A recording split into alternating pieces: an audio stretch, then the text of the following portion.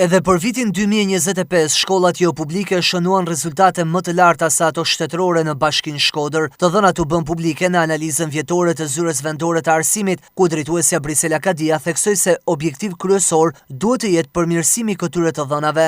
Në fakt, është një prioritet që ne duhet ta vendosim në mënyrë që të arrijmë të njëjtin rezultat në shkollat jo publike.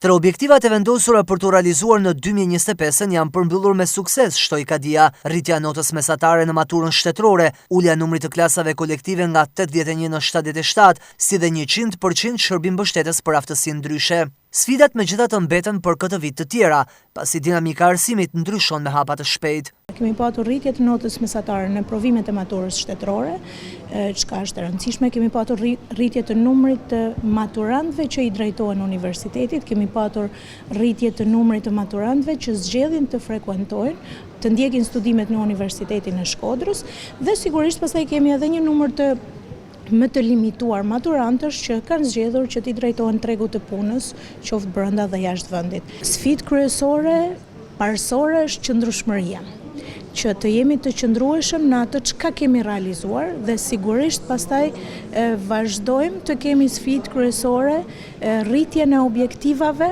në këto projekt e kalimit nga njëri nivel në tjetrin, dhe veçanërisht në maturën shtetërore, që është shumë e rëndësishme për të gjithë ne, në fakt, qoftë për ne si stafe drejtuese, por edhe për nxënësit dhe familjet, edhe për qytetin dhe për Shqipërinë, në fakt. Në lidhje me sigurinë në shkolla, mund të them që gjatë vitit 2025 kemi patur një numër të shtuar oficerësh të sigurisë. Tashmë kemi edhe 4 institucione të tjera arsimore që mbulohen me oficerë sigurie. Sigurisht është një numër që pritet të shtohet edhe gjatë vitit 2026. Është një objektiv i realizuar, por është një objektiv që nuk e kemi realizuar vetëm. Drejtori i Drejtorisë Rajonale të Arsimit Parauniversitar Lesh Hasan Muça përgëzoi zyren vendore të arsimit në Shkodër për arritjet që ka patur, ndërsa vuri theksin tek puna e mirë e bërë edhe në përmirësimin e kushteve të mësimdhënies me rikonstruksionet e disa institucioneve arsimore. Nëse dikush shkoi në institucionet tuaja arsimore dhe e nisni ditën me stresin e xhamit, të dritave të ujit e gjithçka tjetër, sot Shkodra për fatin e mirë ka një tjetër panoramë.